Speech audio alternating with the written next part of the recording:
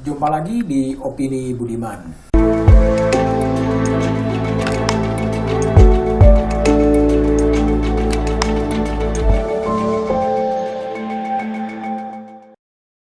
Riuh rendah KTT G20 telah usai.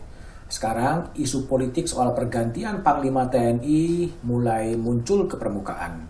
Panglima TNI Jenderal Andika Perkasa akan pensiun pada 21 Desember 2022. Undang-Undang TNI memang menyebutkan anggota TNI yang bintara usia pensiunnya 53 tahun, yang perwira 58 tahun. Artinya Andika Perkasa akan pensiun pada 21 Desember 2022. Pensiunnya Andika Perkasa memunculkan banyak pertanyaan. Pertanyaan pertama adalah kemana setelah Andika Perkasa pensiun? Andika memang sudah masuk dalam radar politik.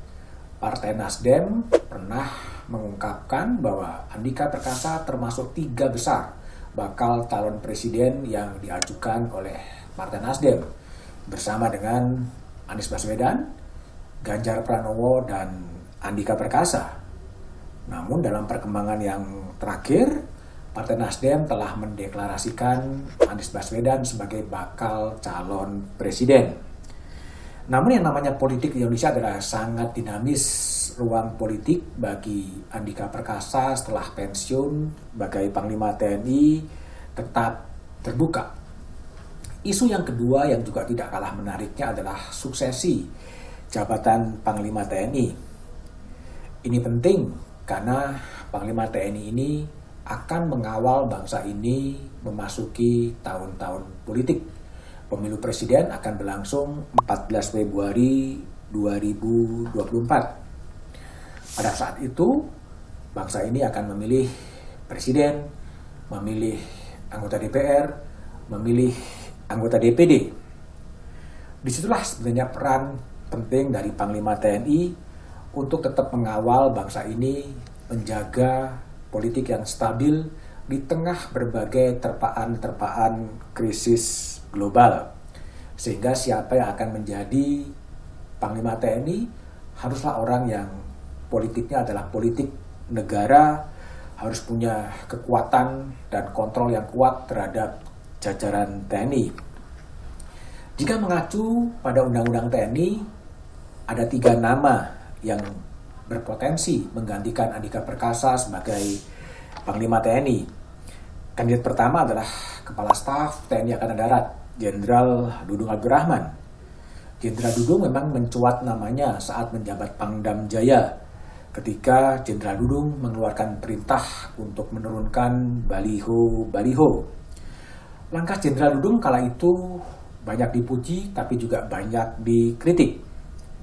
Dudung, jenderal lulusan Akademi Militer 1998, kelahiran 19 November 1965, dan akan pensiun 19 November 2023. Artinya 3 bulan sebelum pemilu, Jenderal Dudung juga akan memasuki masa pensiun.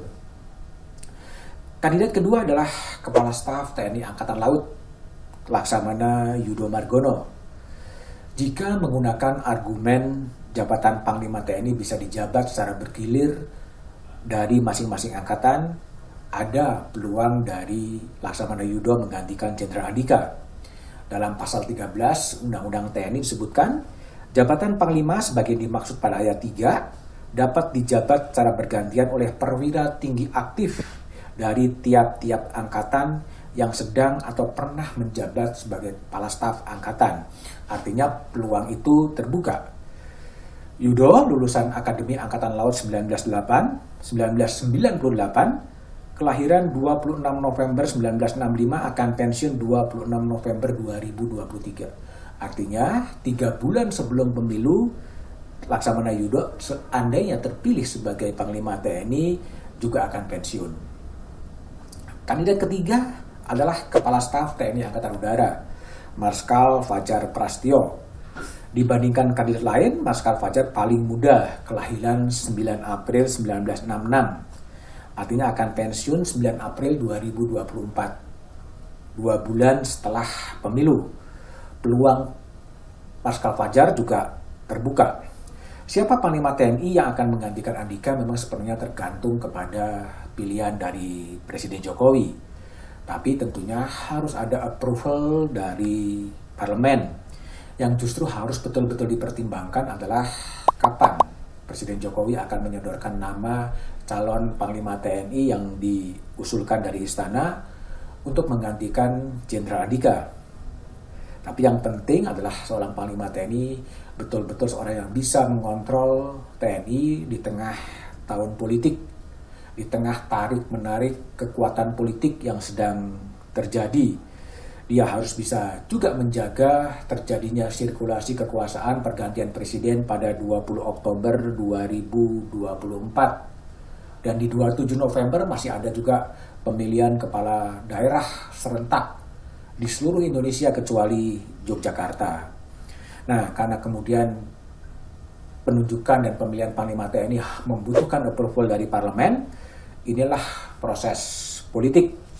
Meski dalam sejarahnya selama ini siapapun yang diusulkan oleh Presiden ke DPR selalu kemudian diterima. Dua kandidat, baik KSAD maupun KSAL, itu akan pensiun 3 bulan sebelum pemilu. Marskal Fajar terbuka kemungkinan baru akan pensiun kira-kira 2 bulan setelah pemilu. Artinya apa? Artinya memang akan terjadi lagi Panglima TNI di ujung tahun 2023. Nah, inilah yang harus betul-betul dipikirkan oleh pihak istana.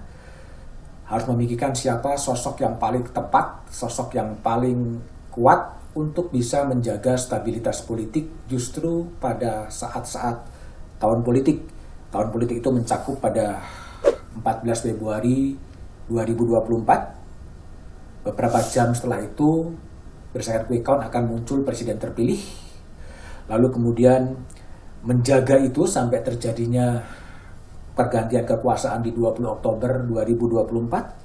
Dan kemudian menjaga juga situasi 27 November 2024 ketika pilkada serentak dilakukan di seluruh Indonesia kecuali Yogyakarta. Nah, siapa calon Panglima TNI yang bakal menduduki situasi yang tidak mudah di 14 Februari 2024 dan seterusnya? Tentunya ini harus menjadi kesatuan pemikiran dari istana ketika istana akan mengajukan siapa Panglima TNI yang akan menggantikan Jenderal Andika Perkasa. Tentunya mereka perwira-perwira tinggi TNI yang sekarang berpangkat bintang 3 dan bintang 2 punya peluang besar untuk menjadi Panglima TNI pada saat penghelatan akbar pemilu 14 Februari 2024 dilangsungkan di Indonesia. Kita tunggu saja sebenarnya siapa yang akan diusulkan oleh Presiden Jokowi kepada DPR untuk menggantikan Panglima TNI Andika Perkasa.